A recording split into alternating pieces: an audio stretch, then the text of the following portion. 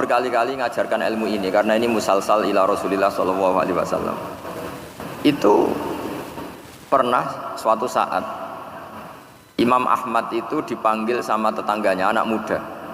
Tentu Imam Ahmad ini orang yang sangat soleh, sangat waroi, sangat tunduk sama perintahnya Allah dan Rasul. Pemuda tadi manggil, ya Ahmad, datang ke rumah saya. Imam Ahmad datang. Setelah sampai ke pemuda tadi, sudah pulang lagi, saya tidak butuh kamu. Pulang lagi. Setelah sampai rumah dipanggil lagi, ya Ahmad, datang lagi. Datang lagi. Oh, saya tidak jadi butuh, pulang lagi. Sampai 3 kali. Dan itu perangai ekspresi Imam Ahmad itu atau ulama lain yang sesoleh beliau itu nyaman, indah. Beliau tetap senyum-senyum nyaman itu. Beliau tidak tersinggung, tidak terprovokasi, pokoknya tidak tersinggung, kelihatan nyaman. Lama-lama pemuda ini terus tanya, ya Ahmad, kamu saya perlakukan seperti ini kok tidak tersinggung? Kamu senyum-senyum saja, happy-happy saja. Jawabnya Imam Ahmad itu unik. Wahai pemuda, saya kamu panggil itu senang sekali. Karena kata Nabi, kalau kamu iman dengan Allah dan Rasul, maka hormatilah tetangga. Jadi saya senang. Karena nuruti perintah Allah untuk menghormati tetangga. Jadi tidak ada urusannya dengan kamu. Kagetnya kayak apa? Jadi dipanggil tetangga ya senang karena melakukan perintahnya Allah dan Rasul, yaitu ikramul jar, fal yukrim jarahu. Disuruh pulang, kamu ingin saya pulang, ya saya pulang. Disuruh datang, ya saya datang. Jadi saya tidak tersinggung, saya tidak ada urusan dengan kamu. Urusan saya dengan Allah Subhanahu wa ta'ala. Itu kalau bapak-bapak istrinya ngomel terus sabar itu ya bagus. Saya tidak punya urusan. Kalau kamu terprovokasi oleh istri, berarti kamu didikte oleh makhluk. Masa seorang rektor didikte makhluk? Kan tidak keren. Apalagi seorang Habib didikte makhluk, kan enggak keren. Yang bisa mendikte kita hanya Allah Subhanahu wa ta'ala. Dan Allah mendikte kita, mengajarkan kita wa ashiruhunna bil ma'ruf fa in karihtumuhunna fa asa an takrahu syai'a wa yaj'alallahu fi khairan katsira. Jadi cara melihat istri kita bawel gitu atau cerewet, alhamdulillah ini ada pahala tanpa modal, cukup sabar. Kalau istri kamu sedang mesra malah mintanya ke mall, malah biayanya tinggi. Murah mana dapat pahala dimarahin sama saat mesra minta ke mall? Milih yang pertama kan? Nah ya itu tidak usah modal itu. Ya gitu aja. Jadi kalau istri sedang marah bawel, anggap saja ini rezeki. Dapat pahala tanpa apa? Biaya. Nah, kalau pas rukun malah nantang ke mall, biayanya malah tinggi. Jadi ulama dulu itu melihat dunia itu happy. Pernah Imam Syafi'i dikasih tahu, orang yang tadi nyium tangan kamu ya, itu di rumah menghujat Anda. Jadi dia sopan hanya di depan Anda, kalau di luar menghujat Anda. Jawabnya Imam Syafi'i lucu. Ya baguslah. Yang cerita ini kaget. Kenapa bagus ya Aba Abdillah? Kalau manggil Imam Syafi'i ya Aba Abdillah. Ya berarti saya masih wibawa, di depan saya tidak berani katanya. Jadi dipandang enteng saja. Jadi kalau kamu di depan kamu istri kamu tidak berani belanja, tidak ada kamu belanja banyak, anggap saja Anda wibawa. Jadi enteng saja. Pernah Imam Syafi'i dikasih tahu, separuh dari kampung Anda itu nggak suka kamu. Ya baguslah. Kenapa? Oh nak rarukun malah bakal utang katanya gitu. Kira-kira yang utang itu yang rukun apa yang neng-nengan? Yang rukun. Jadi enteng saja. Masyhur itu makalahnya Imam Syafi'i. Waman asa'a ilaika faqad atlaqaka. Orang yang berbuat buruk sama kamu berarti membebaskan kamu. Kalau saya sedang nenengan sama Habib Hasan Toha Putra, beliau naik Alphard nggak nawarin saya sah karena baru nenengan. Tapi kalau sedang rukun malah harus repot mana? Rukun sama tidak rukun? Repot rukun sebetulnya. Jadi Imam Syafi'i itu happy saja. Kalau sedang rukun sama tetangga ya dianggap rukun itu satu kenikmatan. Sedang tidak rukun ya dianggap satu kenikmatan. Jadi orang dulu itu serilek itu melihat dunia. Kalau kita kan enggak, ego. Wah saya ini suami kok dimarahin istri. Wah ini egonya bangkit. Padahal egonya bangkit itu ada kebodohan di situ. Yaitu seorang rektor didikte seorang istri, seorang makhluk. Apalagi kalau Anda daftar wali itu tidak akan jadi wali. Ini wali kok tunduk sama makhluk. Karena didikte apa? makhluk. Maka Imam Ahmad ketika tetangganya bully gitu ya santai saja, beliau happy. Ketika pemuda tadi iskal janggal, kenapa kamu gak tersinggung ya Ahmad? Memangnya saya harus tersinggung gimana? Kan tak panggil tidak jadi, tak panggil tidak jadi. Hei pemuda, saya ini tidak punya urusan dengan kamu. Saya nuruti kamu karena perintahnya Allah. Saya senang melakukan perintah Allah, harus berbaik sama kamu. Sampai 3 kali. Jadi kebahagiaan ini pula yang harus kita latih dalam melakukan ketaatan. Tapi kalau kita sudah tidak bahagia dengan taat itu bahaya sekali. Tapi memang obsesi saya terbesar atau cita-cita saya terbesar memang setiap ngaji saya ingin orang mukmin semuanya itu bahagia. Dengan bahagia itu mereka tidak neko-neko ingin mencari kebahagiaan lewat jalur apa maksiat. Sehingga dalam konstitusi ulama yang ditulis di kitab-kitab usul fikih, dan itu kitab yang saya kaji, selalu saya kaji, itu membela-bela sesuatu yang mubah itu sampai luar biasa. Karena melihat mubah itu, misalnya Anda tidur itu berstatus mubah, Anda bermain catur berstatus mubah, Anda rileks sama teman jagongan semalam dengan teman rektor atau dosen atau yayasan, itu melihatnya bukan mubah tapi tarkul maksiyah. Misalnya saya semalaman asik musamarah itu jagungan malam sama Habib Toha Al-Munawwar. Itu awang hitungnya bukan, wah ini jagungan ngalor ngidul tidak penting tuh, enggak. Malam itu bahak tidak ke dugem, tidak ke tempat maksiat. Sehingga ada ulama yang mengatakan mubah itu enggak ada. Saya ulang lagi, mubah itu enggak ada. Kan umumnya ulama membagikan wajib, ya kan, haram gitu. Terus diantaranya mubah, sunat, makruh. Ada ulama yang mengatakan mubah itu tidak ada. Kenapa? Logikanya begini, itsma min mubahin illa wa yatahaqqaqu bihi tarku haramimma. Karena tidak ada mubah yang Anda lakukan kecuali saat itu pasti ditinggalkannya sebuah keharaman. Misalnya Anda sedang jagungan sama istri di luar, di rumah, asik di rumah semalaman. Mungkin bahas hal-hal yang ringan. Mungkin melihat sinetron atau apalah yang ringan. Tapi di situ terjadi Anda meninggalkan ke tempat-tempat maksiat. Sekarang ninggal maksiat itu wajib apa mubah? Wajib. Padahal Anda sedang melakukan mubah. Nah itu dicatat oleh Allah itu tarkul haram, meninggalkan keharaman. Jika masyhur dalam cerita wali-wali itu, Abu Yazid yang seperti itu ibadahnya pernah tanya, ya Allah, lalu yang makomnya orang seperti saya siapa? Karena beliau semalaman ibadah terus. Sama Allah dijawab, ya yang tidur di pinggir kamu itu. Abu Yazid, loh kok bisa ya Allah? Dia kan tidur terus. Ya kan dia tidur berarti meninggalkan keharaman. Ngomong sing potongan tukang maksiat itu apik turu apik melek kira-kira gitu. Apik turu. Timbang sama nak melek pola wis turu ae kira-kira gitu. Jadi enggak usah dipaksa tahajud, dipaksa qiyamul lail itu. Iya kalau qiyamul lail. Kalau dapat informasi, kesini ikut saya, terus katut kan repot. Jadi perlawanan terhadap maksiat itu sebetulnya gampang dalam Islam. Karena tadi nggak ada sesuatu yang mubah kecuali saat dilakukan berakibat meninggalkan keharaman. Mudah sekali. Jika banyak orang jadi wali itu karena melakukan mubah. Itu ada orang jadi wali itu karena sering makan. Ya makan biasa itu. Karena ketika makan, ya Allah, betapa doifnya saya. Katanya saya presiden, katanya saya rektor, saya kiai. Ternyata kalau nggak makan tuh lemes. Apa hebatnya makhluk yang bergantung makhluk yang lain, yaitu makanan. Nah karena seperti itu terus dia al-laja ilallah, terus dia sungkeman ning Allah. Betapa lemahnya saya.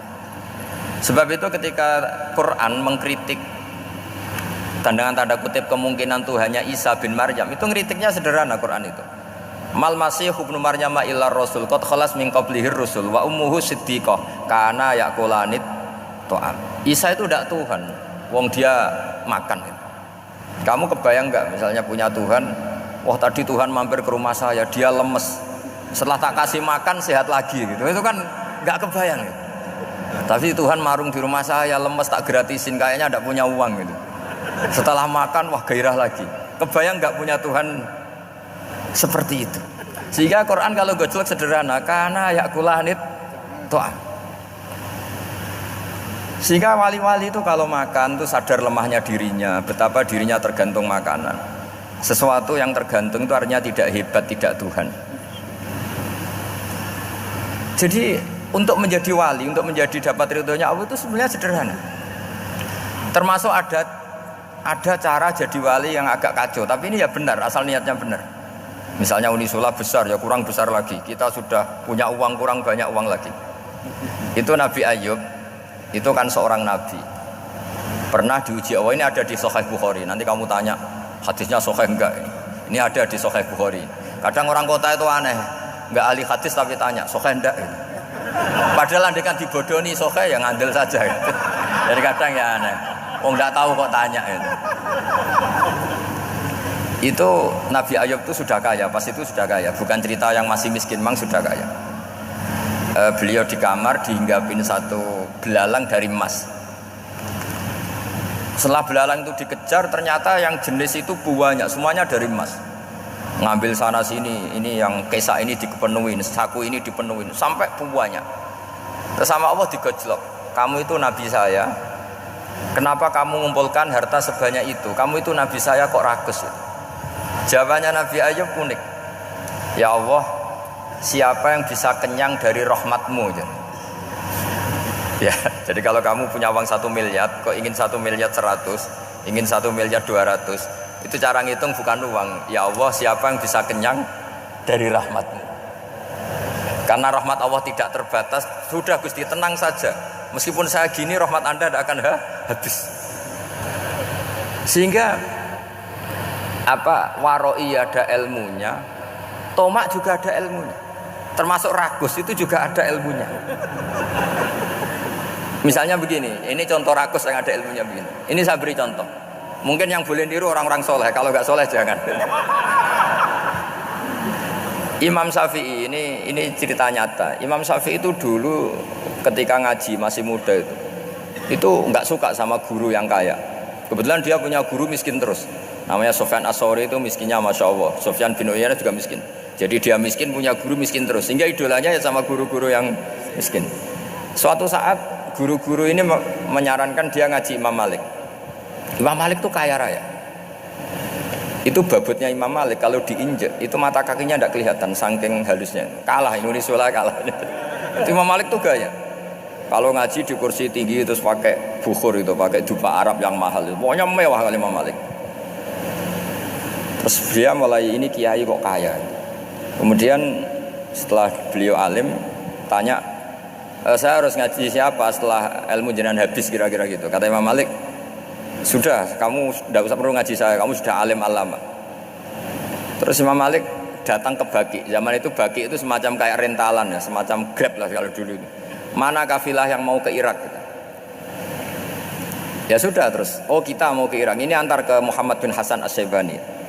Itu dibiayai sama Imam Malik. Grabnya ya dibayarin, itu kafilahnya itu ya dibayarin. Imam Syafi'i disangoni surrotan min dhahabin. Jadi satu kepes uang dikasihkan. Itu pernah tak hitung semurah-murahnya itu sekitar 60 juta.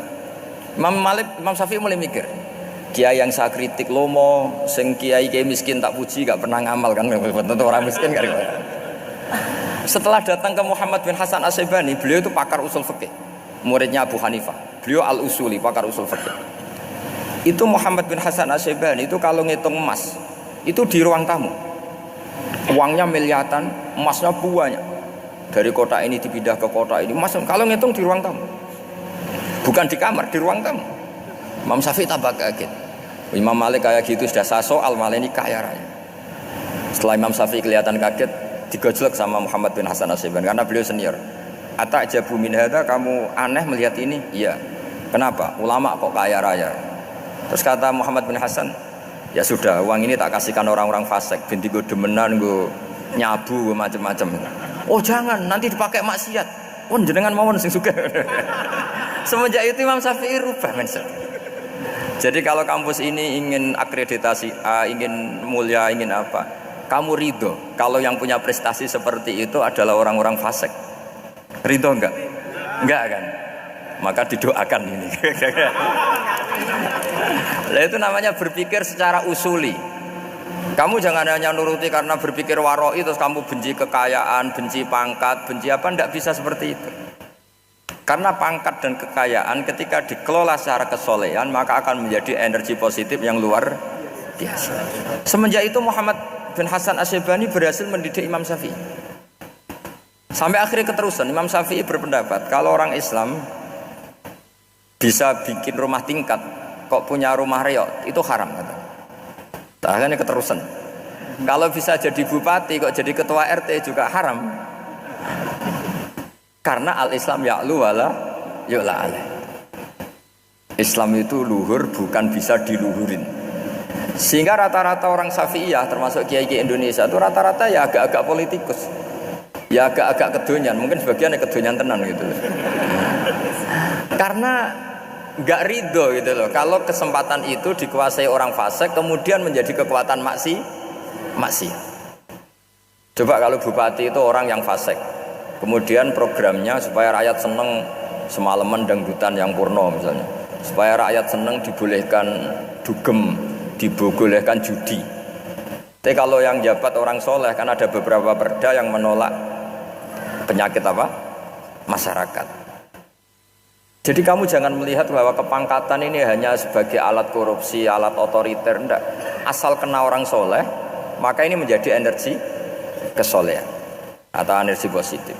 Sebab itu ketika Allah muji para nabi yang soleh, diantaranya disifati apa? Faqad ataina ala Ibrahim al-kitab wal hikmata, terus ayat wa atainahum mulkan azim.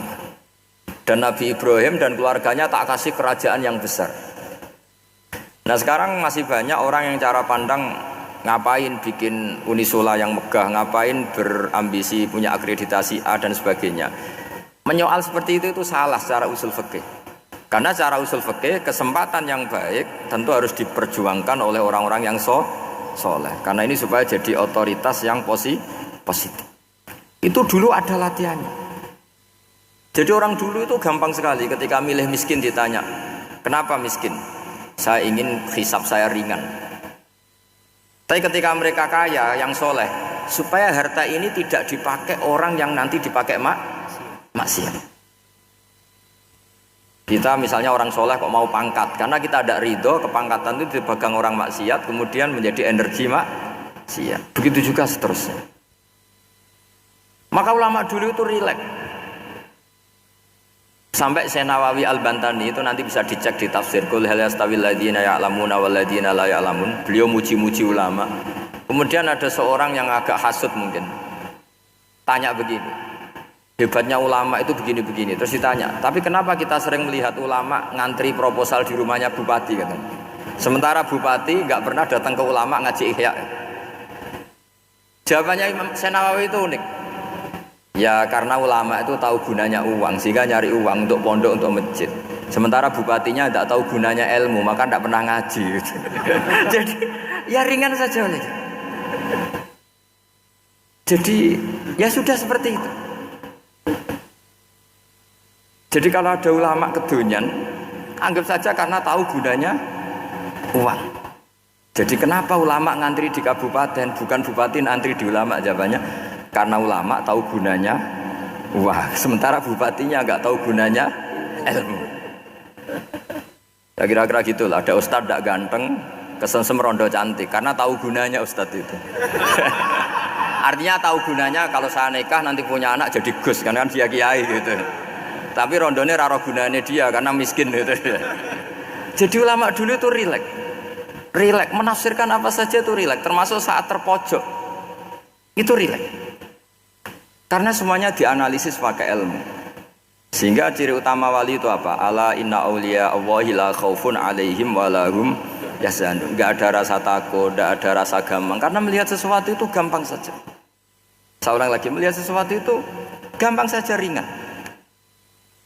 Saya beri contoh ya betapa pentingnya mindset ya, cara berpikir. Orang itu menjadi kikir itu karena nganggap hidup itu lama dan uang itu penting. Kalau zaman Nabi itu sederhana kalau melihat hidup. Pernah suatu saat Nabi itu punya jatah makan. Karena Nabi itu hidupnya juga pas-pasan. Jadi Nabi itu unik. Beliau di satu sisi kaya raya, bisa ngurmat Abu Hurairah, Ammar, Suhaib, Ashabu Sufa itu dirawat Nabi semua. Itu kan kaya, bisa merawat sekian orang. Tapi di sisi yang lain untuk pribadinya beliau miskin. Kadang nggak bisa makan hari itu. Tapi di saat yang sama bisa merawat Ahlus Sufa. Jadi keliru kalau orang hanya cerita Nabi itu miskin, untuk makan dirinya aja susah. Itu keliru. Kelirunya kalau tidak diteruskan, tapi Nabi mampu menghidupi Ahlus Sufa. Singkat cerita, jatah makannya Nabi itu dikasihkan orang ketika Nabi tanya, ya Aisyah, makanan jatah saya di mana? Oh ya Rasulullah, tadi ada orang minta tak kasihkan, maka makanan itu habis. Apa kata Nabi? Kamu salah Aisyah. Yang kamu kasihkan itu justru yang masih. Ya, yang kamu kasihkan itu justru yang masih.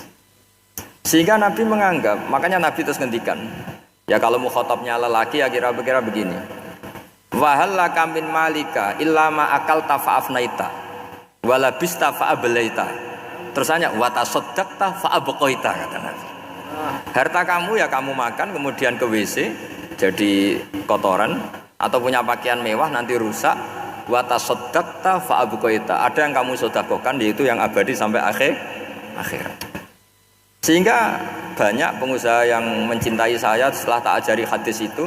Misalnya punya uang 1 miliar karena dia spekulan atau pedagang rawan bangkrut, disedekahkan ke masjid 50 juta, yaitu yang abadi. Jadi kalau suatu saat bangkrut, dia masih punya uang 50 juta di akhirat. Jadi Nabi itu mengajari sedekah itu apa? Ya sedekah itu pengabadian uang. Kalau kita kan enggak, bilang sedekah itu nguras uang. Itu pikirannya setan, dan pikirannya orang Islam. Itu cara berpikir setan, bukan cara berpikir umat apa? Islam. Sehingga Sayyid Ali Zainal Abidin itu kalau ada orang minta, kemudian beliau ngasih, itu beliau bilang gini, marhaban biman hamala zadi ilal akhirah. Matur nuwun nggih jenengan sembeto sangu kula nate. Jadi dianggap teller saja. Orang yang minta uang beliau itu dianggap tukang nyatet bank ini. Karena sudah ditabungkan, ya sudah. Kalau kita kan enggak, wah pengemis tuh ganggu gini-gini. Kecuali pengemis profesi ya mungkin kita agak-agak enak. Pada zaman akhir itu ada pengemis apa? Profesi. Jadi repot zaman. Terus tak beri contoh lagi kebahagiaan ketika kita milih Islam moderat. Islam kita diajarkan guru-guru kita, utamanya oleh guru kita Mbah Maimun. Saya juga sering ketemu beberapa ulama dunia, termasuk Habib Umar. Saya juga ikut sowan ke sini pas beliau sama Habib ini Hasan Toha Putra di sini sama orang-orang moderat. Itu cara berpikir juga luar biasa indah. Beliau pernah cerita ya, beberapa ulama lah, banyak yang cerita itu. Saya pernah diceritani seorang alim ketika ada orang ekstremis itu mau ngebom di tempat maksiat. Kebetulan yang maksiat itu kebanyakan ya orang Islam. Karena di negara yang mayoritas Islam. Ditanya sama Syekh Sa'rawi. Syekh Sa'rawi itu mufassir top di mana? Mesir. Ini mau tak habisin karena mereka orang Islam kok maksiat terus. Terus ditanya sama Imam Sa'rawi, laumatu ala khini ma'asihim aina masiruhum. Kalau mereka mati dalam keadaan maksiat, mereka kemana? Ya ilanar, mereka pasti masuk neraka. Terus ditanya sama Imam Sa'rawi, wahal masiruhum ilanar muradun nabi amlah. Punya umat maksiat kemudian mati masuk neraka, itu yang diinginkan Nabi apa enggak? Ya tidak aja. Ya sudah, enggak usah dibom, ditunggu tobatnya kata. Karena kalau mati dalam keadaan itu ke neraka, dan itu tidak yang diinginkan Rasulullah Sallallahu Alaihi Wasallam. Terus ekstremis ini menjadi tobat, tidak berpikir ekstremis mas. Jadi orang itu harus berpikir mindset yang baik. Meskipun kadang berpikir baik itu ya agak-agak kacau. Ada seorang wali majdub itu kalau berdoa agak kacau, tapi nggak bisa dibantah. Masyhur itu doa itu. Ini sekaligus ijazah, tapi kalau sebelum wali nggak boleh. Itu datang ke makamnya Rasulullah SAW. Terus doanya itu begini, ya Allah sekarang terserah engkau. Ya Allah sekarang terserah engkau. Jika saya kamu jadikan orang soleh, jika saya engkau jadikan orang soleh, maka surra habibuk, maka kekasihmu ini senang. Yang susah musuhmu yaitu setan. Tapi kalau engkau menjadikan saya orang fasik, maka yang susah kekasihmu, yang senang musuhmu. Jenengan punya dua pilihan itu. Wah itu kan doa tapi kayak teror itu. Ya jadi berdoa di Raudhah. Wah itu pasti mandi itu karena agak-agak maksa Tuhan itu. Ya Allah, engkau punya dua pilihan. Jika saya jadi orang soleh, maka kekasihmu ini senang. Musuhmu yang susah yaitu setan. Tapi jika saya jadi orang fasik, maka musuhmu yang senang, kekasihmu yang susah. Mohon terserah jenengan, mau menyenangkan kekasihmu, apa menyenangkan musuhmu? Gitu. Kira-kira gimana? Kalau tertarik boleh doa itu dipraktekkan. Tapi kayaknya kalau copy paste itu gak keren, apa? Jadi dulu orang itu muamalah sama Allah dan Rasul itu rileks. Rileks itu nyaman karena ya tadi kul bi fadlillah wa bi rahmati fa bidzalika falyafrah. Sehingga Imam Izzuddin bin Abdissalam itu ngendikan innalladzina yarmunal muhsanatil ghafilat. Di antara kebaikannya ibu-ibu atau mbak-mbak ini harus berstatus ghafilat. Perempuan-perempuan pelupa. Ghafilat itu pelupa. Pelupa dari kenikmatan maksiat sehingga mereka dengan taat. Misalnya ada ibu-ibu atau mbak-mbak atau juga bapak-bapak tahajud, kemudian nyaman dengan tahajud itu. Kira-kira terbersit enggak ingin maksiat? Enggak kan, karena sudah nyaman dengan tahajud, dengan taat. Maka dibutuhkan kenyamanan dalam beribadah. Sebab itu ala bidzikrillahi tatmainnul qulub.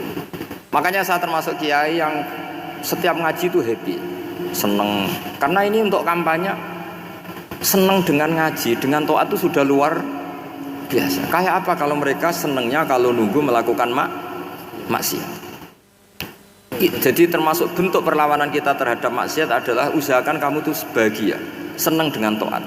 Istiqnas billah, mu'anasah billah, farah billah, itmi'nan tumakninah billah. Sehingga ini mencukupkan kita tidak berkebutuhan maksiat. Meskipun kita ya manusia, pasti suatu saat atau sudah pernah maksiat. Serah usah diceritakan lah, itu mesti gitu.